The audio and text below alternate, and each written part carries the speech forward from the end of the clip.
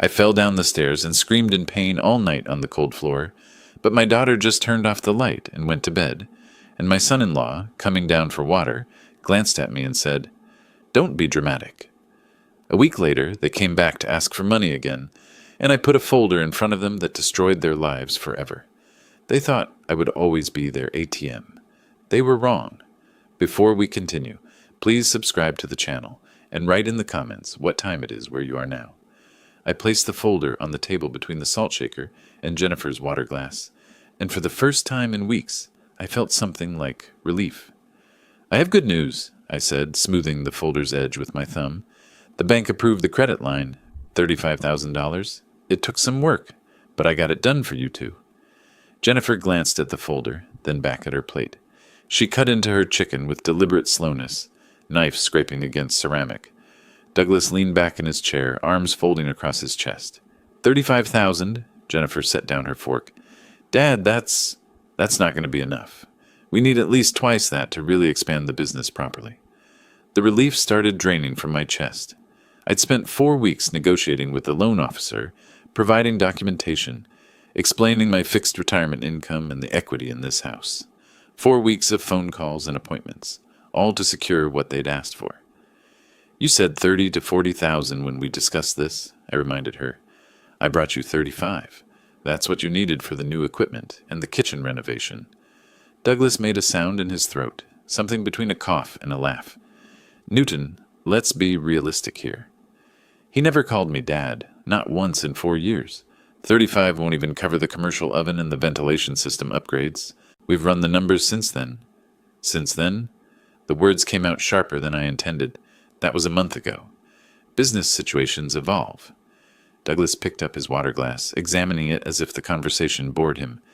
"You have to be flexible in entrepreneurship. Adapt or die, as they say."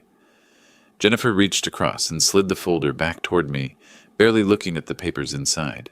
The documents I'd signed that morning, the ones that put my credit rating on the line, pushed aside like junk mail. "Honestly, Newton, you could sell this place and downsize." Douglas gestured around the dining room with his free hand. "You're here alone anyway. A smaller apartment would be practical. Then we'd have real capital to work with." The floor seemed to tilt beneath my chair. "Sell my house? It's just logical."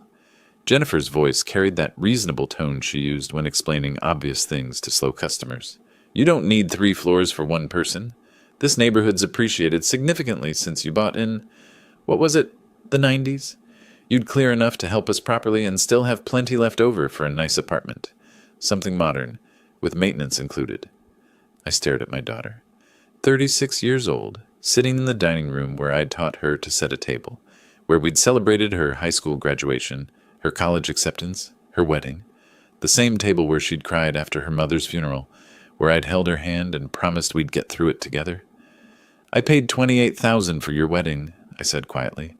$50,000 to start your business. You've lived here 4 years without paying a dime for rent or utilities or food. And this is how you respond?" "Normal parents help their children, Dad." Jennifer's chin lifted slightly, defiance in the set of her jaw. "You act like we should be grateful for what parents are supposed to do anyway." "Supposed to do?" My hands gripped the table edge. "I worked 2 jobs to put you through college. 2 jobs, Jennifer. I taught day classes and adult education at night, 5 days a week for 4 years. That was your decision." Douglas's voice remained flat, almost conversational. "We didn't ask you to do that. You chose to have a kid. You chose to take on those responsibilities. That's what parenthood means." The chicken on my plate had gone cold. The vegetables glistened under the dining room light, untouched. I'd made this dinner carefully, hoping to celebrate the loan approval together, hoping to see Jennifer smile the way she used to smile when she was younger, when she still looked at me like I mattered. "Besides," Jennifer continued, pushing her chair back slightly, "the house thing makes sense from every angle. You're getting older. What if you fall on these stairs? What if something happens and you're alone on the 2nd floor? A ground-level apartment would be safer." "How thoughtful of you to worry about my safety." The sarcasm tasted bitter in my mouth. Douglas checked his phone, thumb scrolling, not even pretending to engage anymore. Jennifer stood, collecting plates, even though we'd barely finished eating. "Think about it, Dad. That's all we're asking. Just think about it logically instead of getting emotional." "Emotional?"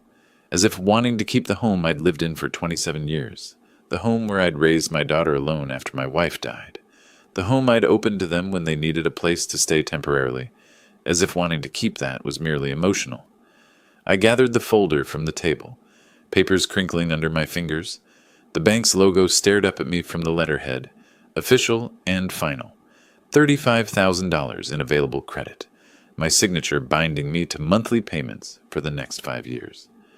"Where are you going?" Jennifer called after me as I stood. I didn't answer. My chair scraped against the floor, a sharp sound in the quiet room. I walked toward the stairs, folder pressed against my chest like armor, feet heavy on each step.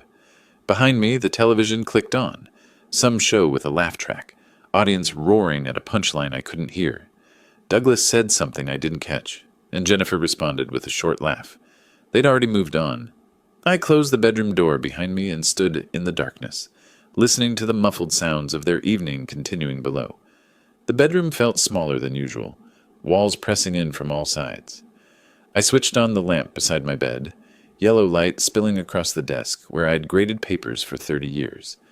The folder from the bank landed on the desk's surface with a soft thump. Through the floorboards came the television's murmur, occasional laughter. They were watching something together down there, comfortable and unconcerned. I sat in the desk chair, old wood creaking under my weight. A framed photograph caught my attention. Jennifer in her graduation gown, bachelor's degree from Arizona State, literature major like her old man. She was 22 there, her smile wide and genuine, diploma held high. I'd taken that photo from the third row of the stadium, zoomed in with a disposable camera because I couldn't afford anything better back then. She'd thanked me in her speech that day. Not in the official remarks on stage, but afterward, at the restaurant, cheap Italian place off campus. She'd held my hand across the checkered tablecloth and called me her hero, said she couldn't have done it without me. When did I become just a bank account? I pulled open the desk drawer, rifling through bank statements I'd kept organized in manila folders, evidence of transfers, printed receipts, documentation of every major expense. The wedding venue deposit, $8,000. The catering, $12,000. The photographer, $4,500. Flowers, dress alterations, the reception hall, the band, $28,000 total. The business loan 2 years ago, $50,000 from my retirement fund, transferred directly to their business account. I'd watched the balance in my savings drop by more than half in a single transaction. 4 years of housing them, feeding them, covering utilities. I'd calculated it once out of curiosity. Roughly $1,500 monthly if I factored in everything. That was $72,000 right there. $113,000 over 4 years, not counting the free housing. They'd asked for each amount. I'd never forced anything on them. I spread the statements across the desk, numbers marching down the pages in neat columns. Proof of everything I'd claimed at dinner, everything Jennifer had dismissed as what parents are supposed to do. My wife would have handled this differently. Sarah had been better at boundaries, better at saying no when people pushed too hard. She died 8 years ago, pancreatic cancer that took her in 6 months, despite every treatment we could afford. Jennifer had been 28 then, living in her own apartment, working at a bookstore while figuring out her career. We'd supported each other through that year, her grief matching mine, Sunday morning pancakes becoming our ritual for processing loss together. Then Douglas appeared, charming, ambitious, full of plans for business ventures and expansion strategies. I'd liked him initially.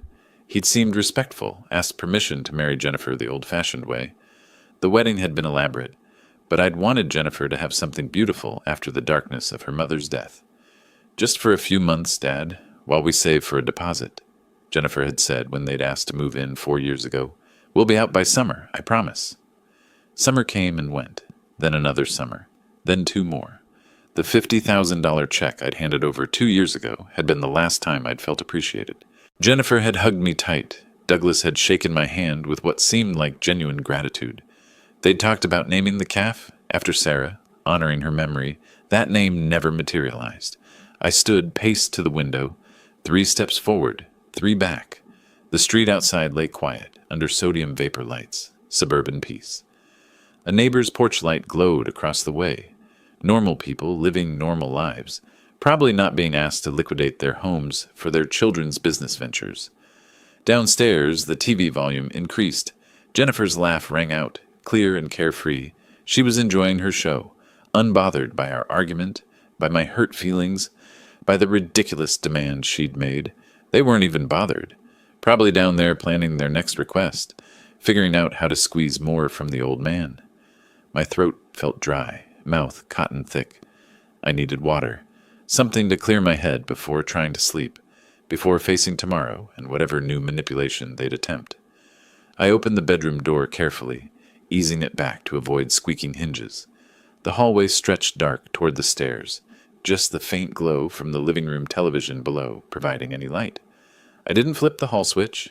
The last thing I wanted was another confrontation tonight, another round of being told how selfish I was for wanting to keep my own home. The stairs descended steep and narrow, built in 1998 when the house was constructed. I'd climbed them thousands of times, knew every step by memory. Fourth step from the top, my foot came down on something small and hard. Plastic. Rolling. Douglas's nephew had visited yesterday, 5-year-old kid who left toys everywhere. The toy truck shot forward under my weight.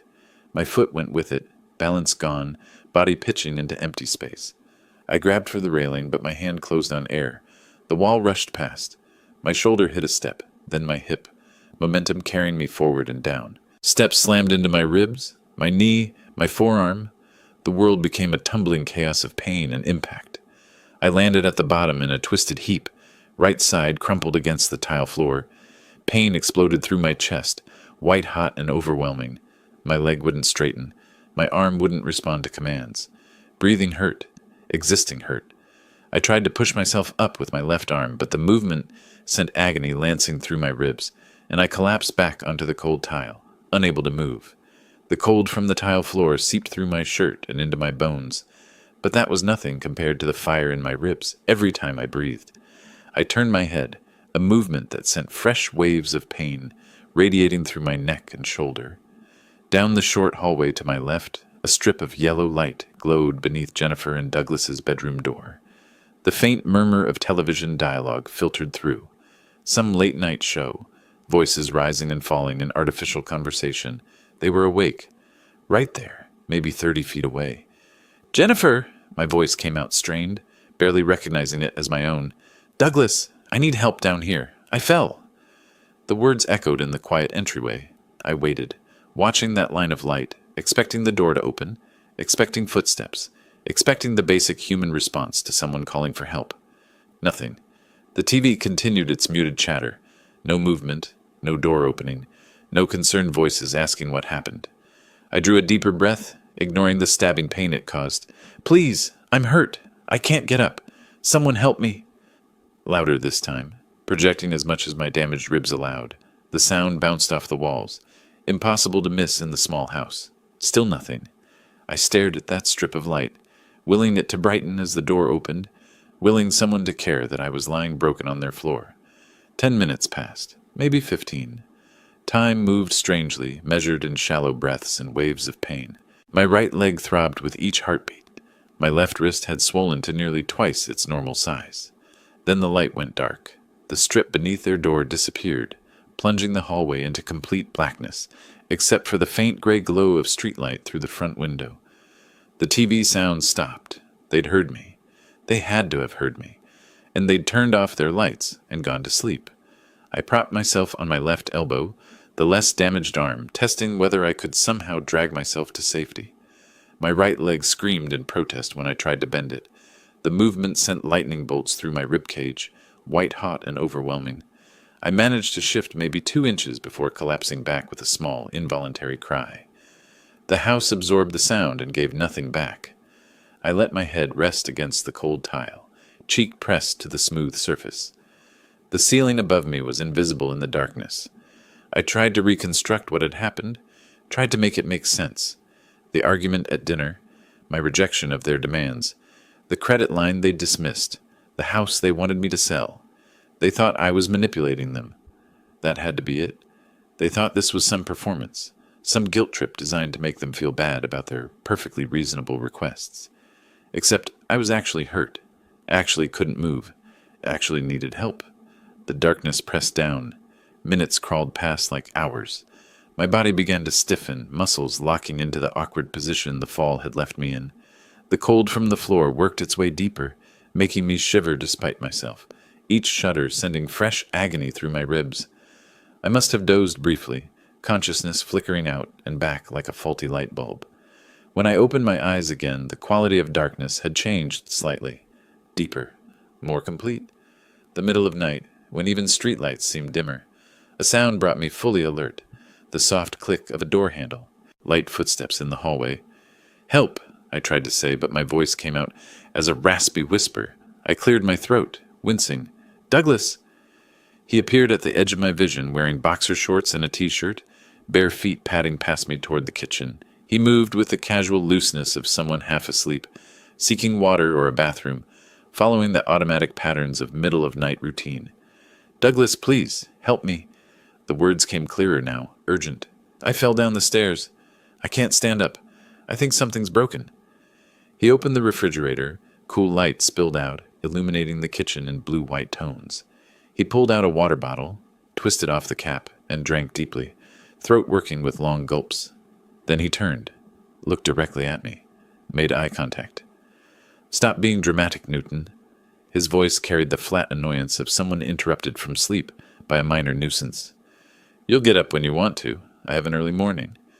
He recapped the water bottle and walked back past me, close enough that I could have reached out and grabbed his ankle if my arm had been working properly. "Douglas, wait. I'm not. This isn't." The bedroom door closed with a soft final click. I lay in the renewed darkness, staring at where he'd been standing, where he'd looked right at me on the floor and walked away. He'd seen me. He'd heard me. He'd decided I wasn't worth the inconvenience. The house settled around me, small creaks and shifts of wood and foundation. Outside, a car drove past, headlights briefly sweeping across the ceiling before fading. The refrigerator hummed in the kitchen, a low electrical drone. I was alone, completely, absolutely alone. The bedroom door stayed closed, and I lay in the darkness, listening to the house settle around me, understanding for the first time that no help was coming. The night stretched endless, marked only by the slow creep of pain from sharp to throbbing to a deep ache that settled into my bones alongside the cold. I couldn't track time anymore. The darkness was complete and unchanging. I tried shifting my weight every so often, searching for a position that hurt less, but the tile floor offered no comfort, and my injuries made every angle equally unbearable. My right leg had gone from screaming pain to a dull, heavy wrongness that worried me more than the initial agony. I drifted, not quite sleeping, but not fully conscious either. Pain and cold kept jerking me back to awareness, just as my mind began to slip away. Somewhere in those dark hours, memories surfaced with strange clarity. 3 years ago. The realtor had called me on a Tuesday afternoon, excited. She'd found buyers willing to offer $520,000 for the house, cash sale, quick closing. I'd been considering it seriously. The place was too big for one person. The stairs were getting harder on my knees, and the money would pad my retirement nicely. I'd mentioned it at dinner that night. Jennifer had burst into tears. "Dad, you can't sell our home." She'd gripped my hand across the table. "This is where Mom lived. It's family. It's all we have left of her." Douglas had nodded solemnly. "We love it here, Newton. It's comfortable. Feels like home to us." I'd called the realtor the next morning and declined the offer. Now, lying on the cold floor in the darkness, I understood. They'd wanted free luxury housing. They'd played on my grief about Sarah, twisted my memories of her into a tool for manipulation. Family home, sentiment, love. They'd wanted to keep living here without paying rent. I shifted slightly, the movement sending fresh pain through my ribs. My left hand, the less damaged one, explored my injuries by touch. My ribs felt tender and swollen on the right side, the flesh hot beneath my fingertips. My leg sat at an angle that couldn't be right, the knee refusing to straighten. My wrist had puffed up like a risen dough. I needed medical help, urgently. Every hour without treatment made things worse. The windows slowly began to show the barest hint of gray. Pre-dawn, that dead hour before sunrise when the world holds its breath. I watched the gray deepen almost imperceptibly, tracking time by the gradual return of light. My mind kept working through the years, reviewing them with the cold clarity that pain and sleeplessness brought. Every financial request had been presented as temporary help. Every sacrifice had been reframed as what parents do. My birthday last year, they'd forgotten it entirely. Too busy with inventory issues at the calf. Christmas, they'd given me a card thanking me for being such a supportive father, then asked if I could cover their equipment lease payment. I'd been reduced to a funding source, a resource to be tapped, and I'd let it happen because I'd loved my daughter and wanted to help her succeed. If I died here, they'd find me tonight and act surprised. The thought crystallized with sharp certainty. They'd discover my body, call for help, perform grief for the paramedics and the neighbors. Nobody would know they'd left me here all night. Nobody would know they'd stepped over me to go to work. If I survived this, everything had to change. Not anger yet, not revenge, just clarity, cold and absolute.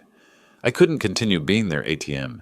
I couldn't keep sacrificing myself for people who saw me as an obstacle to liquidate. The gray light strengthened. Shapes emerged from darkness. The banister above me, the coat hooks by the door, the edge of the kitchen archway. Morning was coming. They'd have to leave for the calf, soon. 7:30 usually to prep for the 8 o'clock opening. I had assets. The house worth over $500,000 now in this market. My retirement accounts.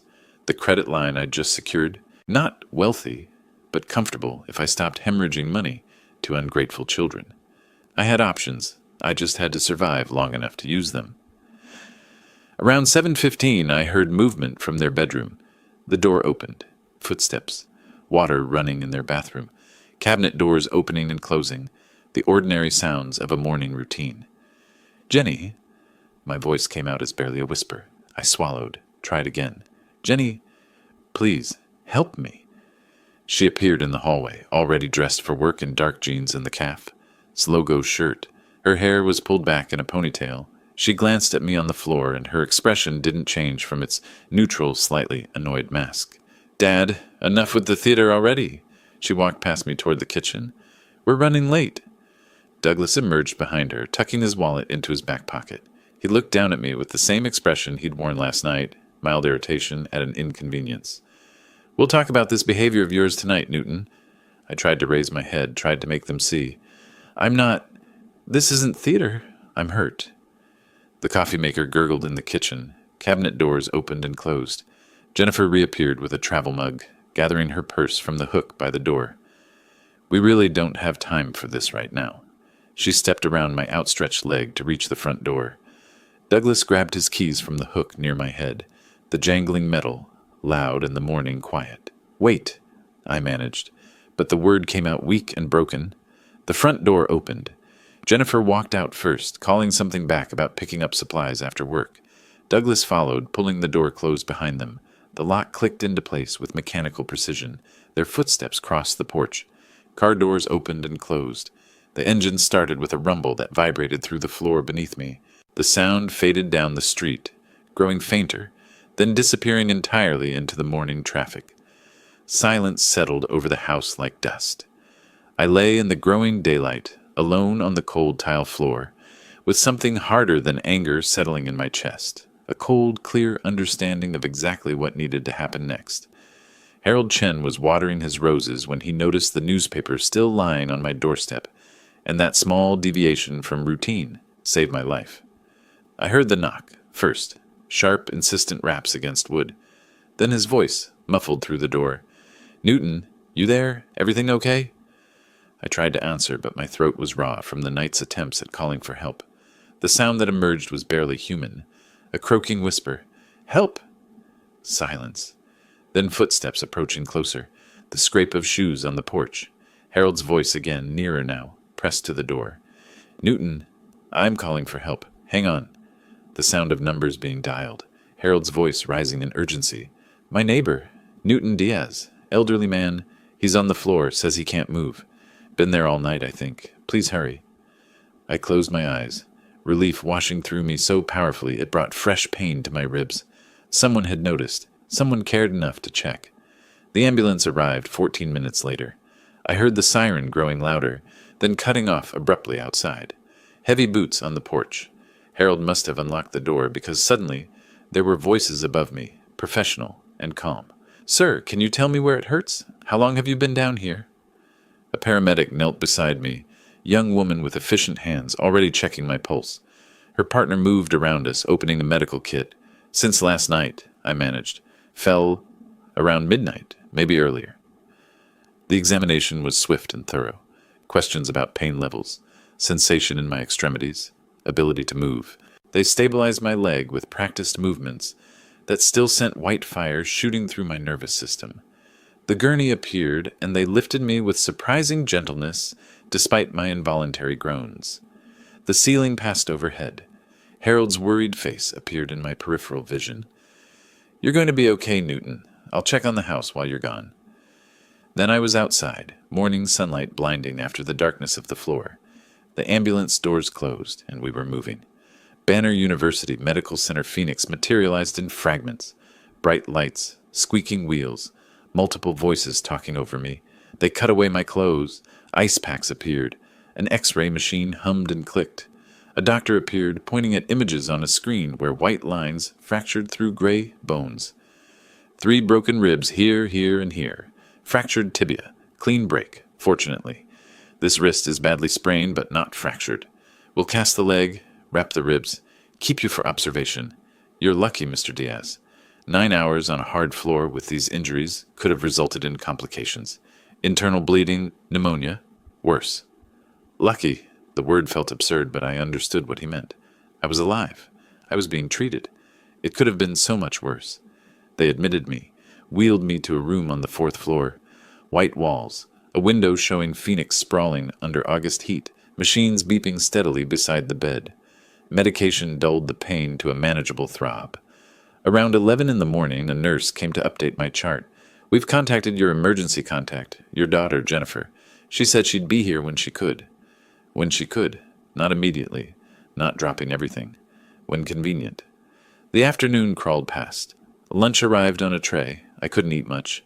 My body felt simultaneously numb from medication and screaming from deeper aches the drugs couldn't touch. I dozed fitfully, waking at sounds in the hallway, always half expecting Jennifer's voice. At 2:30, she appeared. I knew before she spoke, before she even fully entered the room, that nothing had changed in her. She stood in the doorway wearing her caff. Shirt, hair pulled back practically, purse clutched tight against her side. Her face carried the expression of someone dealing with an inconvenience, stressed, slightly annoyed, performing concern rather than feeling it. "Dad," she approached the bed but didn't touch me, maintaining a careful distance. "Why did you create such a scene? You could have just waited until we got home from work." I stared at her, studied her face, looking for some sign of the daughter I'd raised, the girl who'd held my hand at her mother's funeral, who'd called me her hero at graduation. She wasn't there. "I couldn't move," I said quietly. "I called for you. Multiple times. You heard me.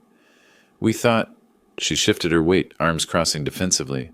"We thought you were just trying to get attention. You were upset about dinner, and then suddenly you're calling for help. It seemed strategic." Strategic. She thought I'd staged a fall down the stairs, broken my ribs and leg, spent 9 hours in agony on a cold floor, all to win an argument about money. The doctor entered before I could respond, tablet in hand, already speaking. "Your father could have developed internal bleeding.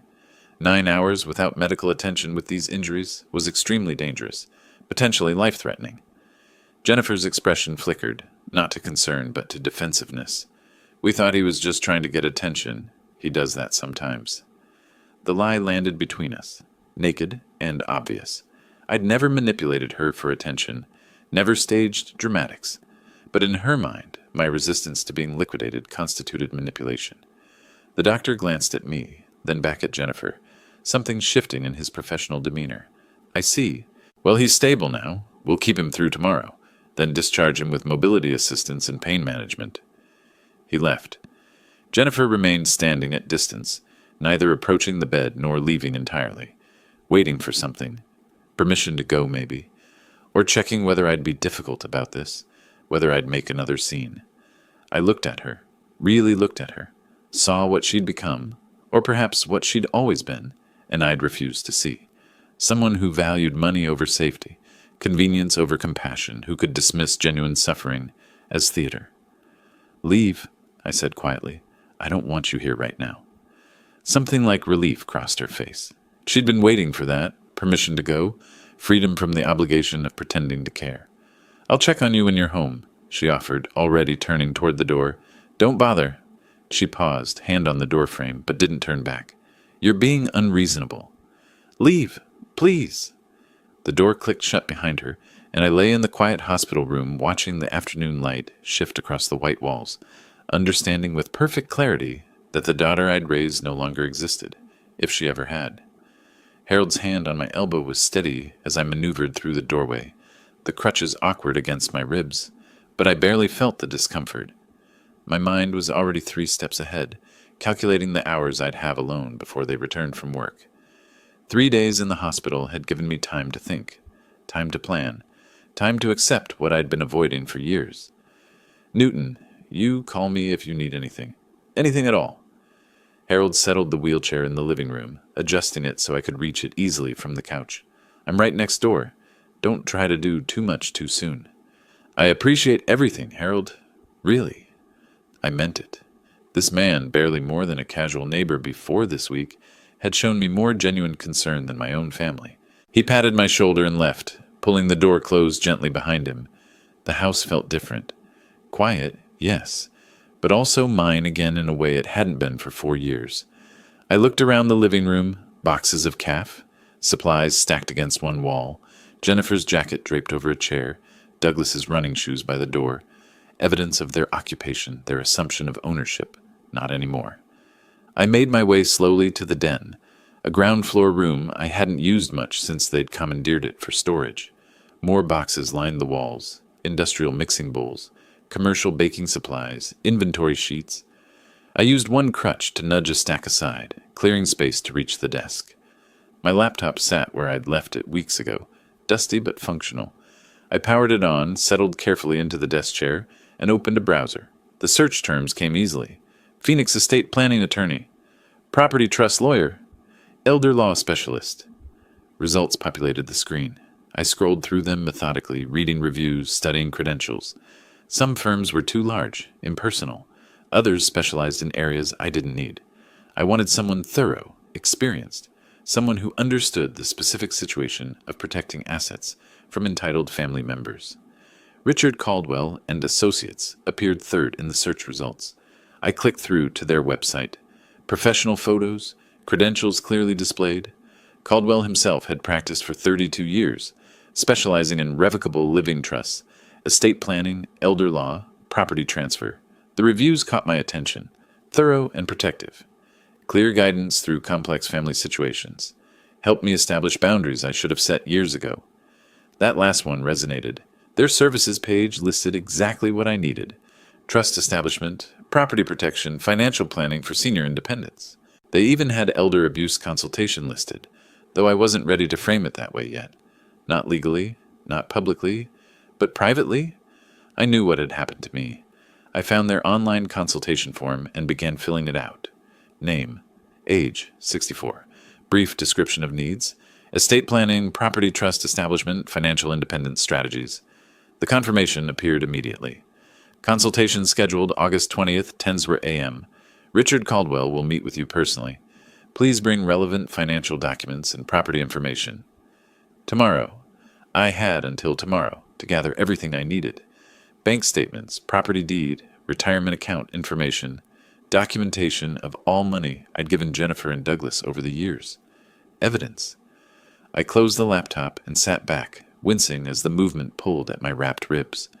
The afternoon light slanted through the window, warm and dusty. The house ticked and settled around me, familiar sounds I'd heard for 27 years. Around 6:30 I heard their car in the driveway. The engine sound was distinctive.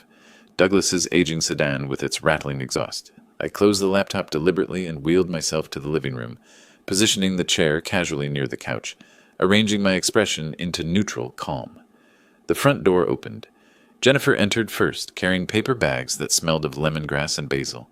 Thai food from the restaurant near their cafe. "Dad, I brought dinner. Thought you might not feel like cooking." Her voice carried forced brightness, like she'd practiced the words in the car. "How are you feeling? Better, I hope?" Douglas followed, loosening his tie, barely glancing my direction before dropping onto the couch and pulling out his phone. "Fine," I said. "Thank you for the food." Jennifer unpacked containers on the coffee table, arranging them with exaggerated care. Pad thai, spring rolls, curry. She opened cabinets, retrieved plates, talking the whole time about their day at the cafe. Some problem with the supplier, how busy lunch service had been. I let her talk. Watched her perform this ritual of normalcy, this pretense that nothing had changed between us. Finally, inevitably, she arrived at her real purpose. So about that money you promised, the $35,000. She sat on the couch edge, leaning forward.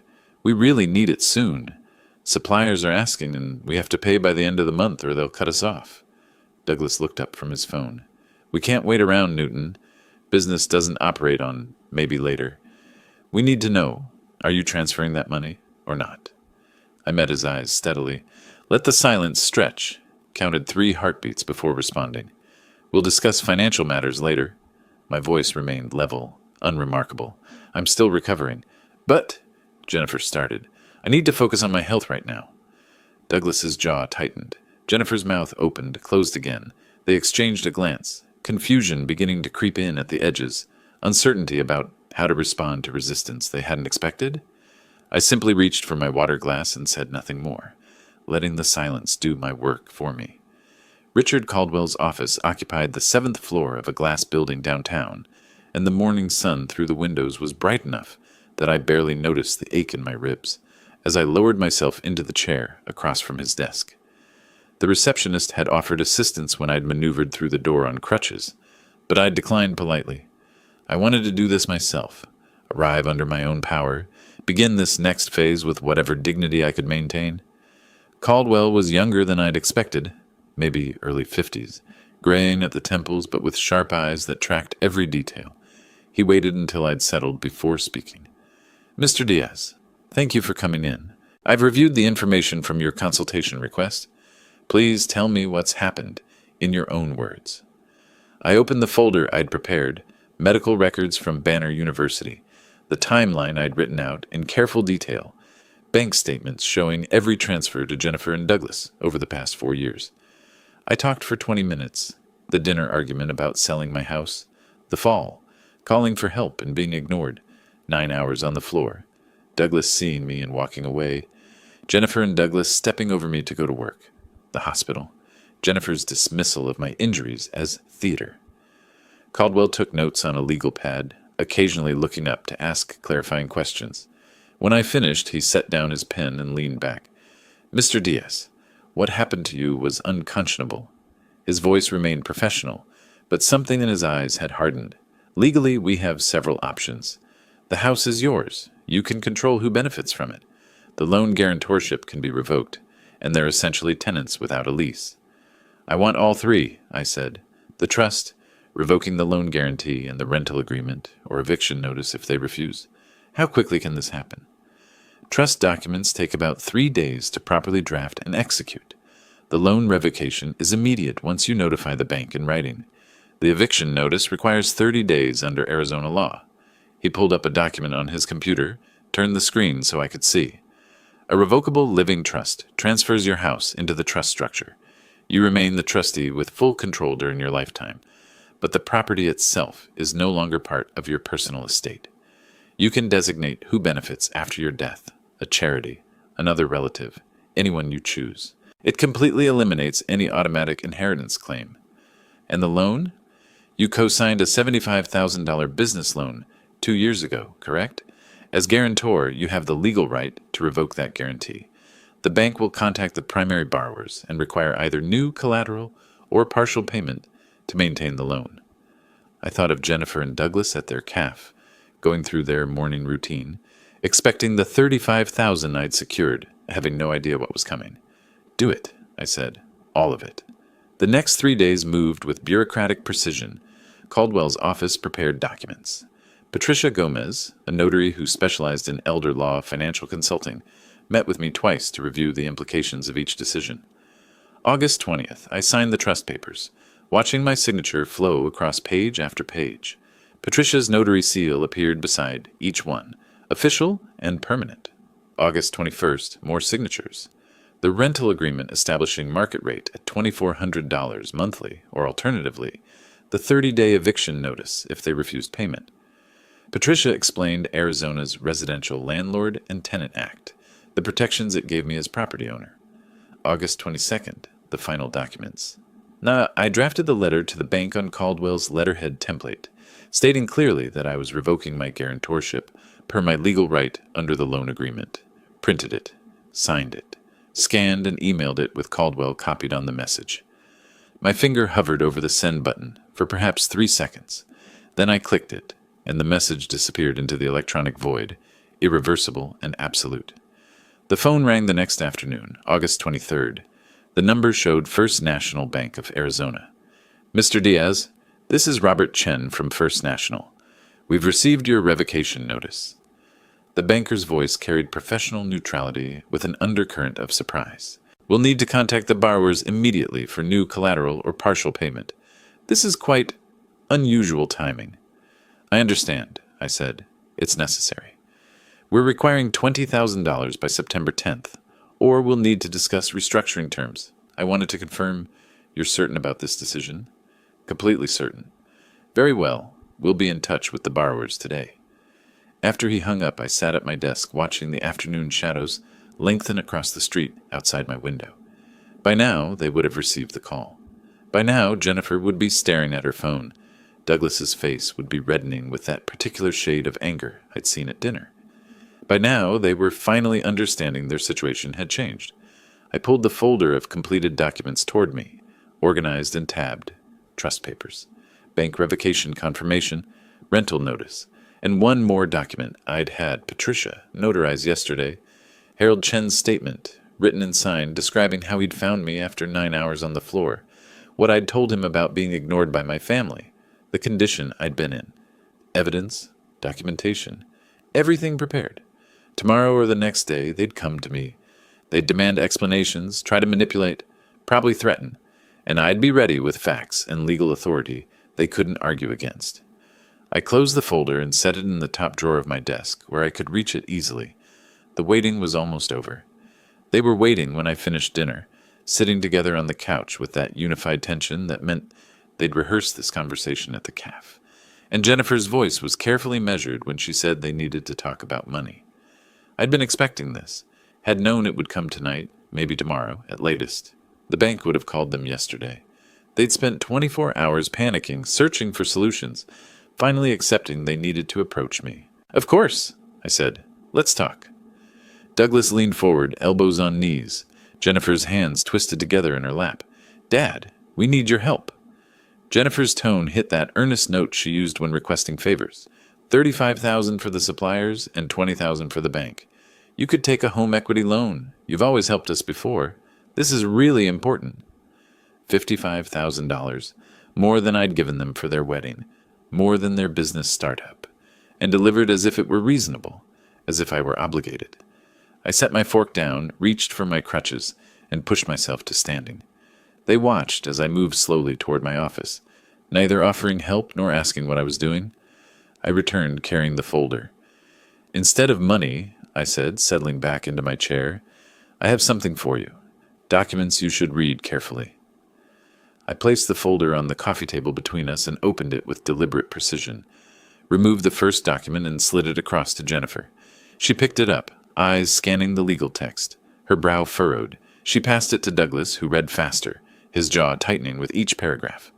What is this? Jennifer's voice had gone thin. Irrevocable living trust.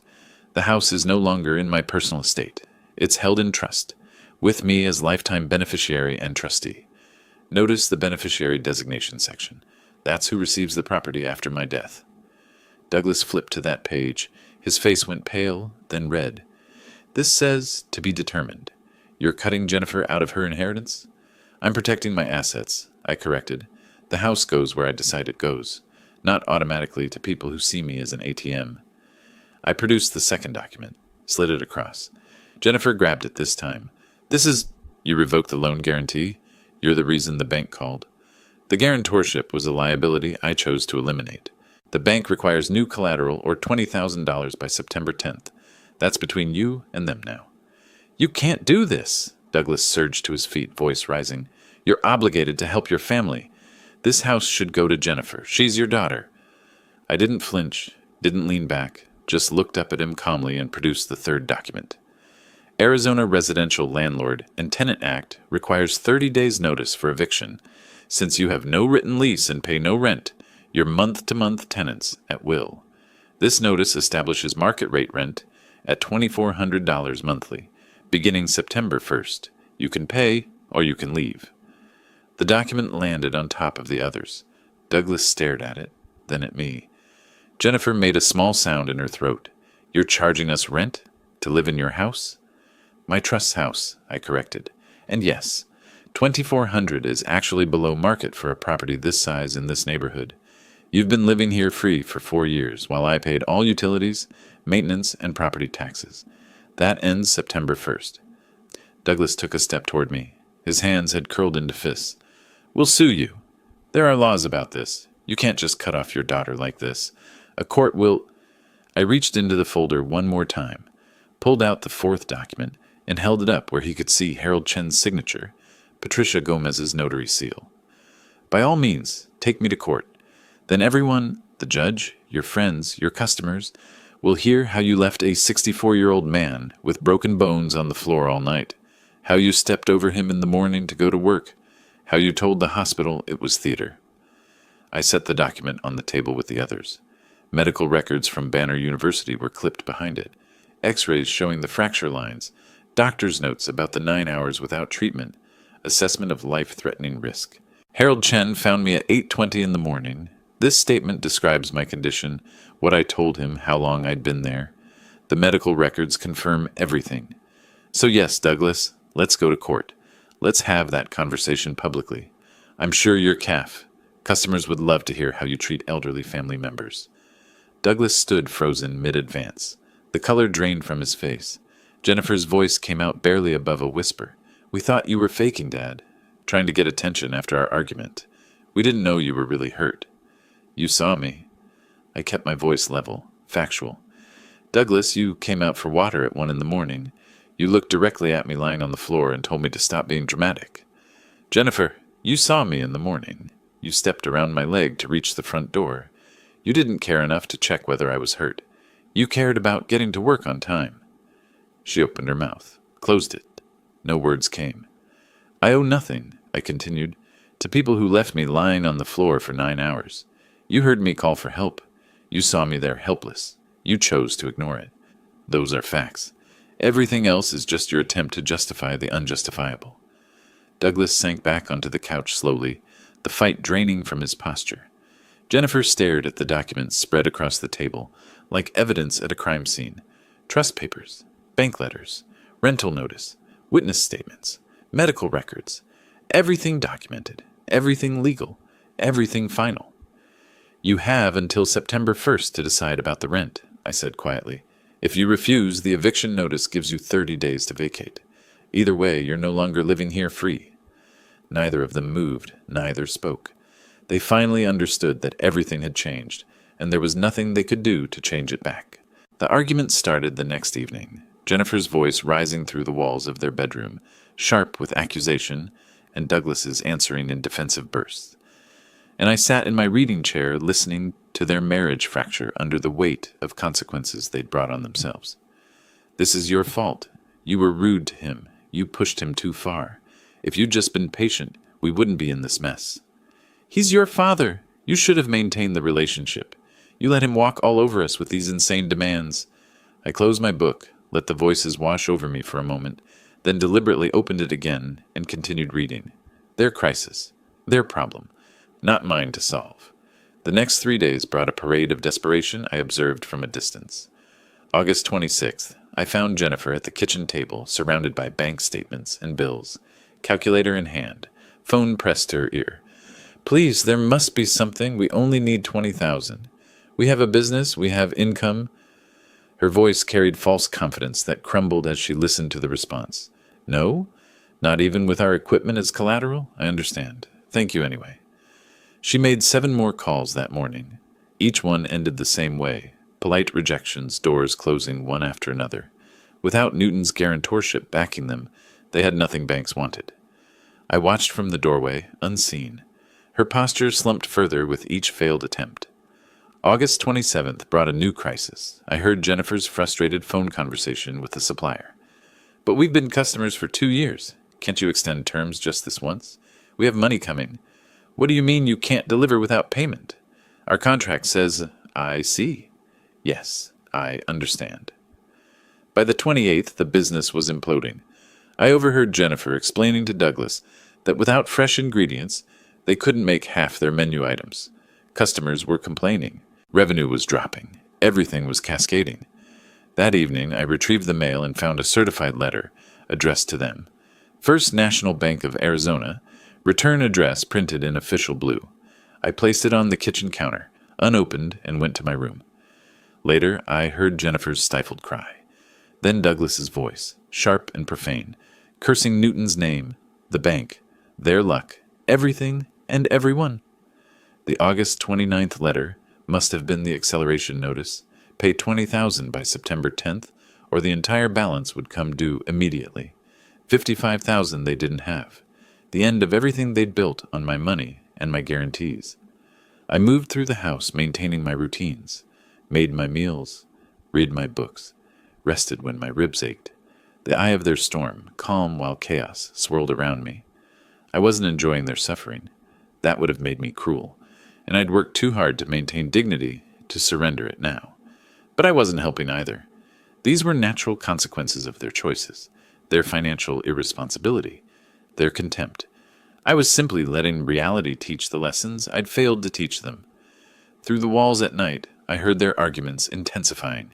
Jennifer blaming Douglas, Douglas blaming Jennifer. Neither taking full responsibility, both pointing fingers. Their marriage wasn't breaking cleanly. It was tearing apart slowly, threads snapping one by one under tension. August 30th, around 7 in the evening, a soft knock came at my bedroom door. Yes? Dad, can I come in? Jennifer's voice. Alone. No Douglas. Come in. She entered slowly, closing the door behind her. Her face was blotchy from crying. Recent tears, not makeup-smeared manipulation. She sat heavily in the chair across from where I'd been reading, wringing her hands in her lap. For perhaps 30 seconds, she said nothing. Just sat there, visibly gathering courage or composure or both. Dad, please. The words came out broken. We're going to lose everything. The business, our savings, everything we built. I know we were wrong, but please, help us. Real tears now. Genuine desperation, not performance. The first authentic emotion I'd seen from her since the hospital. I set my book aside and looked at her directly. You lost my trust and respect, I said quietly. There will be no money. You have 2 options. Pay the rent and live here while you figure out your situation, or find somewhere else to stay. Those are your choices. But we can't. The $20,000? Figure it out yourselves. Sell equipment. Borrow from someone else. Close the business. Find jobs. Whatever adults do when they face financial problems. But you won't be using me as a solution anymore.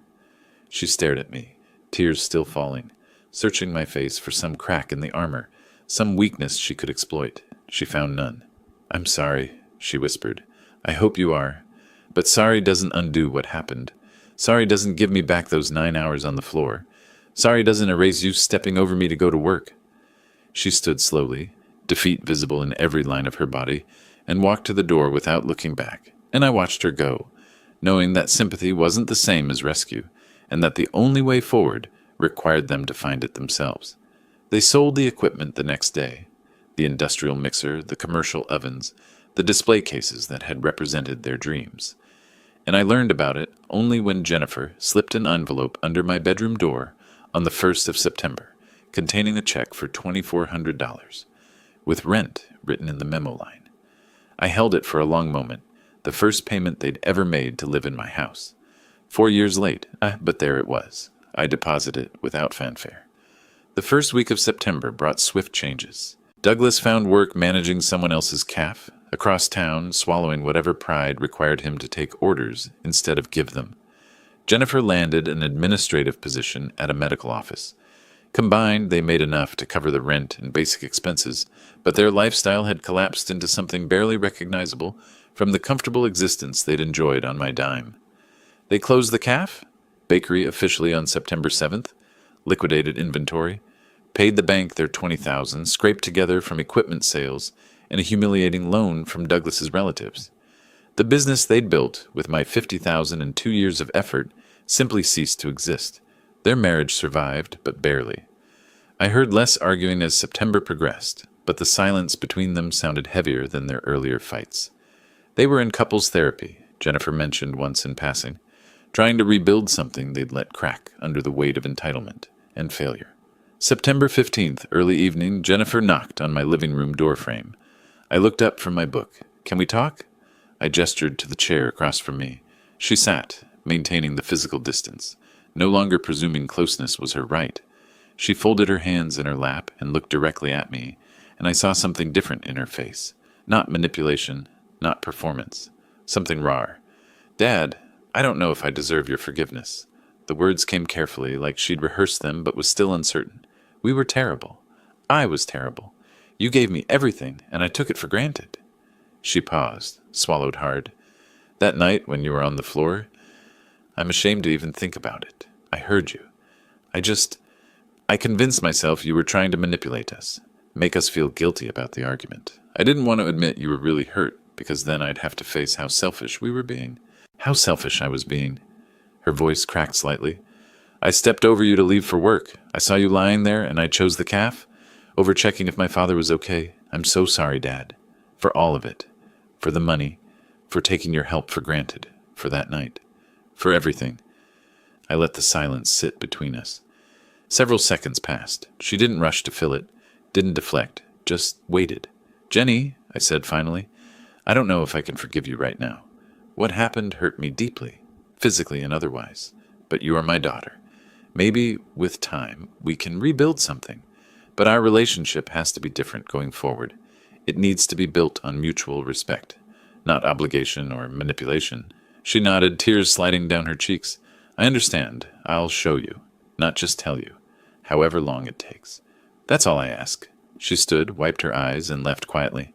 No demands, no expectations, just acceptance. Douglas came the next day, awkward and brief.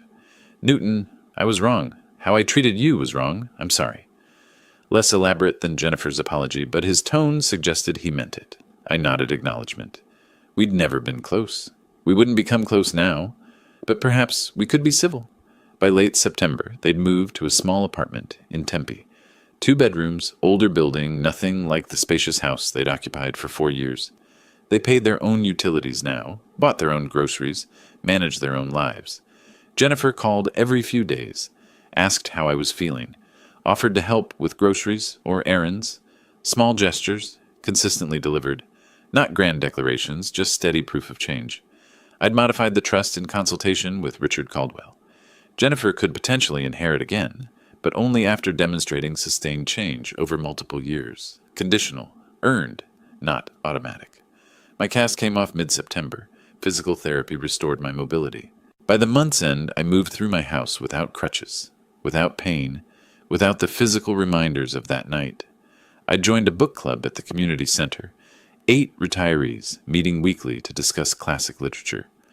Last Thursday, we debated Hemingway's notion of grace under pressure, and I'd found myself laughing at someone's analysis, genuinely engaged in a way I hadn't been in years. Harold Chen and I met for coffee twice a week now. Easy conversation between 2 men who understood boundaries and respect. He'd become a real friend, not just the neighbor who'd saved my life. "You know," I told him over coffee one Wednesday afternoon, "you saved my life that morning. But what happened after? The legal work, the boundaries, that saved something else. I got my dignity back, my autonomy. Maybe that's what I needed all along." Harold smiled. Sometimes the hardest thing's learning when to help and when to let people face their own consequences. On the last Saturday of September, Jennifer came by as scheduled, helped me organize the garage without being asked, no complaints about the work. We had lunch together, sandwiches at the kitchen table, conversation flowing more naturally than it had in years. She left at 3, gave me a brief hug at the door. "See you next week, Dad." "See you next week, Jenny." I watched her drive away, then returned to my house. My space. Truly mine again in ways it hadn't been since she and Douglas moved in. The afternoon light slanted through the windows as I settled into my reading chair. On my desk, the trust documents lay filed and organized, future secured on my terms. On the bookshelf, a photo of young Jennifer at her college graduation still held its place, acknowledging the past without being trapped by it. I marked her next Saturday visit on the calendar. Just a small notation, nothing elaborate. The house was quiet, orderly, mine. I opened my book and began reading, and for the first time in longer than I could remember, I felt genuinely at peace, not because I'd won some battle, but because I'd finally, at 64 years old, learned to value myself enough to demand respect. If you like this story, please like this video, subscribe to the channel, and share your impressions of this story in the comments. To listen to the next story, click on the box on the left. Thank you for watching.